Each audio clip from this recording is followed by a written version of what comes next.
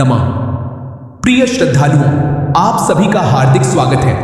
आज हम श्रीमद् भगवद गीता के उस अमूल्य ज्ञान पर मनन करेंगे जिसने हजारों वर्षों से मानव जीवन को दिशा दी है। गीता केवल एक धार्मिक ग्रंथ नहीं है, बल्कि जीवन जीने की सर्वोत्तम कला है। जब जीवन में कठिनाइयां आती हैं, जब मन अशांत होता है, जब सही और गलत का निर्णय कठिन हो जाता है, तब गीता हमारे लिए प्रकाश का दीपक बन जाती है।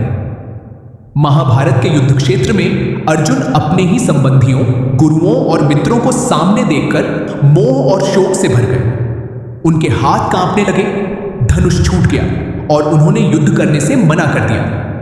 तब भगवान श्री कृष्ण ने उन्हें जो दिव्य उपदेश दिया, वही श्रीमद् भगवद गीता है। भगवान श्री कृष्ण ने सबसे पहले अर्जुन को आत्मा का ज्ञान दिया। उन्होंने कहा कि यह शरीर नश्वर है, लेकिन आत्मा अमर है। शरीर का जन्म होता है और मृत्यु भी होती है, पर आत्मा न कभी जन्म लेती है और न कभी मरती है। इसलिए किसी भी परिस्थिति में अत्यधिक शोक नहीं करना चाहिए। जीवन में दुख और सुख दोनों आते हैं। जो व्यक्ति केवल सुख में प्रसन्न और दुख में निराश हो जाता है, उसका मन कभी स्थिर नहीं रह सकता। भगवान कहते हैं कि परिस्थितियां बदलती रहती हैं। जैसे गर्मी और सर्दी आती जाती रहती है, वैसे ही सुख और दुख भी स्थायी नहीं है। इसलिए धैर्य रखना ही बुद्धिमानी है। गीता हमें कर्म योग का महान संदेश देती है। भगवान कहते हैं, कर्मण्येवाधिकारस्ते मा फलेषु कदाचन, अर्थात तुम्हारा अधिकार केवल कर्म करने में है, उसके फल पर नहीं। यदि हम हर कार्य का परिणाम सोचकर ही काम करेंगे तो चिंता हमें घेर लेगी, लेकिन यदि हम अपना कर्तव्य पूरी निष्ठा से करेंगे और फल भगवान पर छोड़ देंगे तो मन शांत रहेगा। आज अधिकांश लोग तनाव में इसलिए हैं क्योंकि वे भविष्य की चिंता करते हैं। उन्हें डर रहता है कि यदि सफलता नहीं मिली तो क्या होगा। गीता कहती है कि चिंता नहीं, चिंतन करो, अपना श्रेष्ठ प्रयास करो और विश्वास रखो कि भगवान वही देंगे जो हमारे लिए सर्वोत्तम होगा। भगवान श्री कृष्ण बताते हैं कि मनुष्य का सबसे बड़ा मित्र भी उसका मन है और सबसे बड़ा शत्रु भी उसका मन।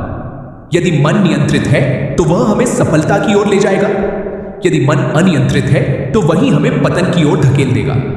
इसलिए मन को भगवान के नाम, सत्संग, ध्यान और अच्छे विचारों में लगाना चाहिए।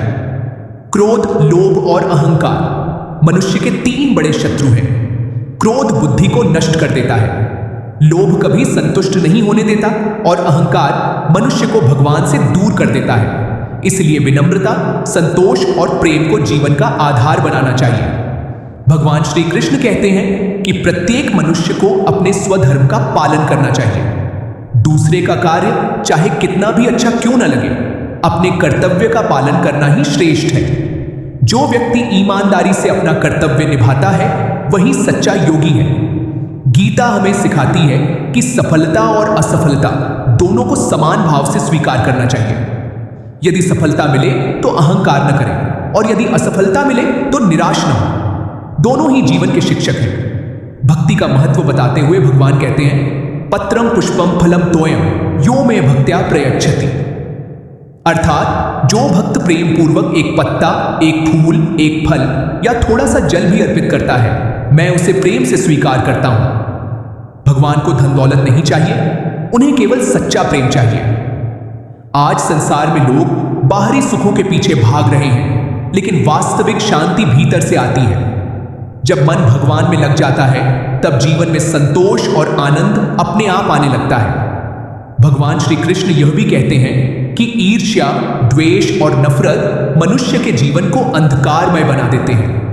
यदि हम दूसरों की सफलता देखकर प्रसन्न होना सीख जाए तो हमारा जीवन भी आनंद से भर जाएगा। सच्चा भक्त वही है जो सभी प्राणियों में भगवान का स्वरूप देखता है। वह किसी से घृणा नहीं करता, किसी का बुरा नहीं चाहता और सदैव प्रेम, करुणा तथा सेवा के मार्ग पर चलता है। गीता हमें समय का महत्व भी सिखाती है। जो व्यक्ति समय का सम्मान करता है, वही जीवन में आगे बढ़ता है। आलस्य मनुष्य का सबसे बड़ा शत्रु है। इसलिए हर दिन को भगवान का दिया हुआ अमूल्य अवसर समझकर उसका सदुपयोग करना चाहिए।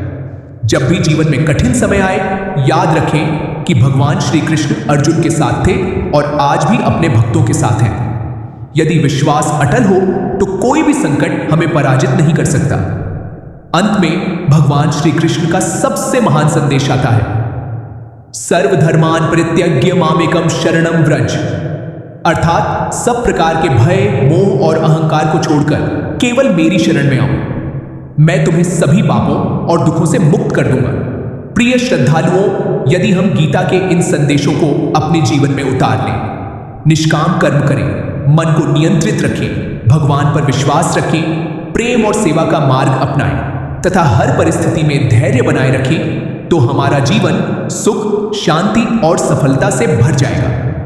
आइए अंत में भगवान श्री कृष्ण से प्रार्थना करें, हे प्रभु श्री कृष्ण, हमें सत्य के मार्ग पर चलने की शक्ति दें।